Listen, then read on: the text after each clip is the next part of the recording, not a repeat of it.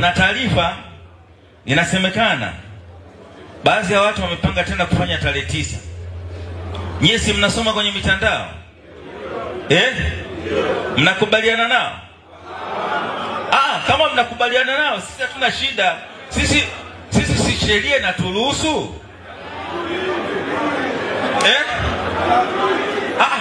Tuambizane tule ukweli kwamba kama nyinyi mpo upande ule na mnakubaliana nao, mimi nimewasomea sheria. Kwani sijawasomea sheria? Na hii sheria, mwenyekiti, nitakupatia bwana Chonde.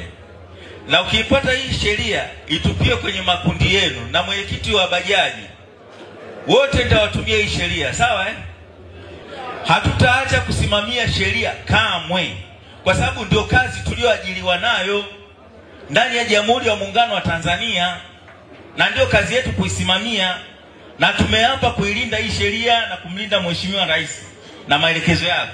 Mnanielewa? Sasa usikubali siku nyingine ukiambiwa tukiona kuna vurugu. Kwanza ukiona kuna dalili, toa taarifa. Nimetoa hiyo namba makusudi, namba yangu ya simu, si ndio?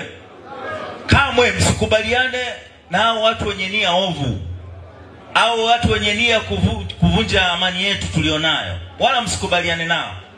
Ukiona kuna dalili zozote au kuna makundi yoyote yanajipanga kwa lengo la kuvunja amani, namba yangu ya simu hiyo hapo, nipigie, nitakuja mimi mwenyewe. Vitu hivi tusivifanyie mzaa hata kidogo. Hayo ni maisha yetu. Hayo ni nini? Hayo ni maisha yetu. Tukiyafanyia mzaa maisha yetu barabarani, wote tutakufa, wote.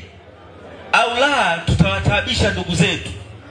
Hakuna kazi ngumu kama ya kumpelekea chakula mgonjwa hospitali na kila wakati kwenda kufuatilia maendeleo yake. Ni kazi ngumu, si ndio?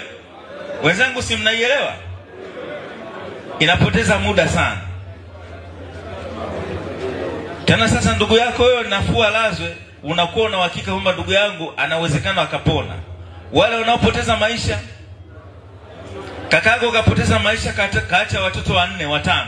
Hao watoto wanalelewa na nani? Au ndio tunawatelekeza? Ndio wale tunaokutana nao biva mule, si ndio? Ndio, wewe nenda sijui kama huwa mnakaga mnaongea na wale watoto. Mimi na huwa naongea nao. Msiishie tu kuwafukuza wale watoto. Muite mtoto mmoja, mnunulie soda, mnunulie mahindi tu la kuchoma mahindi moja, kaa naye chini, jenga naye urafiki. Msikilize, anatoka kwenye familia gani?